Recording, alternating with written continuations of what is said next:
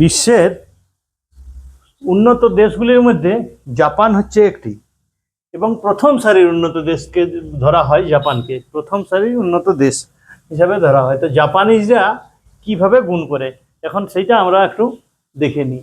আমি এর আগে প্রথম ভিডিওতে গুণ করে একটা ছক দিয়ে গুণ করা দেখিয়েছিলাম। তো এই জাপানিজদের গুণটি আবার সহজভাবে করে তারা। তো তা আমরা দেখব যে তারা কিভাবে গুণগুলি করে। তো ওরা দুইকে যখন 2 গুণ 2 করছে, তখন ওরা এই সংখ্যার দিকে না গুরুত্ব দিয়ে ওরা দেয় দুটো, আর এই গুণিত চিহ্ন আকারে কেটে দেয় সেইটাকে। এরপর ওরা কি এই ছেদ বিন্দুগুলি গুনে নেয়। সমান এখানে হয়ে গেল 4টি আমার ছেদ বিন্দু হয়েছে, 2 গুণ 2 সমান 4।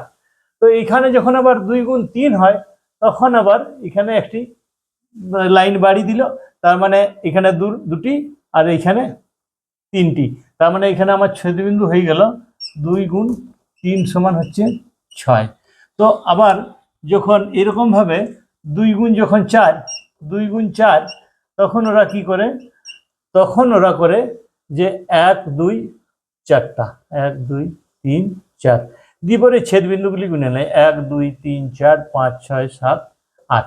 তো এইভাবে ছেদবিন্দুগুলি গুনে নেয়। তো এবারে আমরা দেখবো এই তো গেল 1 অঙ্কের। 2 অঙ্কের সময় তারা কি করে না, সংখ্যাটি যদি এখানে একটু সংখ্যাটি বাড়িয়ে নেওয়া যাক, তাহলে 2 অঙ্কের সংখ্যা যদি এরকম হয় 24 গুণ 32 সমান তখন কি হবে, কিভাবে হবে। তো এই বাঁ দিক থেকে, তার মানে দুটো লাইন 2 আছে, একটু ফাঁকা দিয়ে আবার 4টে লাইন 1 2 3 4, তারপরে কি আছে 3 আছে, তার মানে 1 2 3, তারপরে কি আছে না 2 আছে, তো 1 2। এইবারে জাস্ট ওই ছেদবিন্দুগুলো গুনে নেওয়া, তাহলে এইটা একটা দিক গেছে, একটা 1 2 3 4 5 6 7 8। তো এখানে এককের অঙ্কে হলো 8, আর দশকের অঙ্কে কি হবে 1 2 3 4 5 6 7 8 9 10 11 12 13 14 15 16, 16-র এখানে 6 হলো, হাতে হয়ে গেছে 1। তো আমার এই ঘরটার কাজ চলে গেছে। তাহলে বাকি আছে এইখানটা 1 2 3 4 5 6 আর একে 7, তখন আমার উত্তর হয়ে গেল এইটি।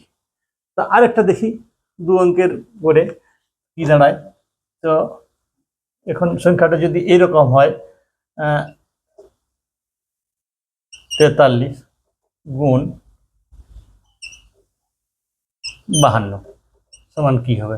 তো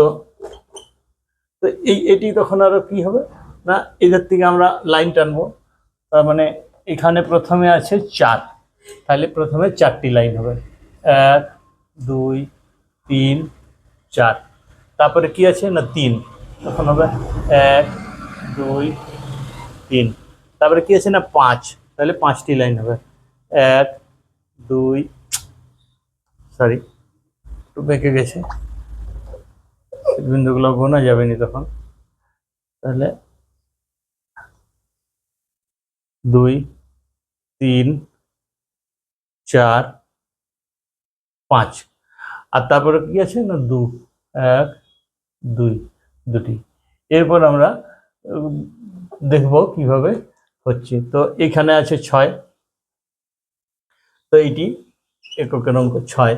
তারপরে এখানে আছে 1 6টি, এখানেও 4 2 8টি আছে, এখানে 8টি দাগ আছে, 8টি ছেদবিন্দু আছে, 8টি 9 10 11 12 13 14 15 16 17 18 19 20 21 22 23, 23-এর 3, হাতে হয়ে গেল আমার 2। তার এই দুইটি এইগুলির সঙ্গে যোগ, মানে 1 2 3 4 5 6 7 8 9 10 11 12 13 14 15 16 17 18 19 20 আর দিয়ে 22, তখন হয়ে গেল 2236 হয়ে গেল এই দুটি অঙ্কের গুণফল, দুটি সংখ্যার গুণফল। তো এইভাবে আবার 3 অঙ্ক আমরা দেখবো এরপর দেখি 3 অঙ্কের গুণগুলো কিভাবে হয়। আশা করি ক্যালকুলেটর দিয়ে দেখলে বুঝতে পারবে যে গুণগুলো একদম সঠিক হচ্ছে। তো এবারে তিন অঙ্ক বিশিষ্ট আমরা কয়েকটি সংখ্যা নিয়ে নিই। 3 অঙ্ক বিশিষ্ট 4, 5, 3, আর একে গুণ করব আমরা 2, 3, 4 দিয়ে। তো তাহলে প্রথমে আছে আমার 4, তাহলে 4টি লাইন, 1, 2, 3, 4, 4টি লাইন। তারপরে আছে 5, 1, 2, 3, 4, 5। তারপরে আছে 3টি লাইন, 1, 2, 3টি লাইন। তারপরে আছে 2, তাহলে আছে 2, মানে 1, 2। তারপরে আছে 3, 1, 2, 3। আচ্ছা, তারপরে আছে কি 4, 1, 2, 3, 4। এরপরে কি হবে না, ছেদ বিন্দুগুলি গুনে নিলেই আমার হয়ে যাবে, এই উত্তরটি আমরা পেয়ে যাব। ছেদ বিন্দুগুলো গুনবো কিভাবে, এইখানটি একটু মনে রাখতে হয় যে ছেদ বিন্দুগুলি আমরা কিভাবে গুনবো। তো এইটা হয়ে গেল এককের অঙ্ক।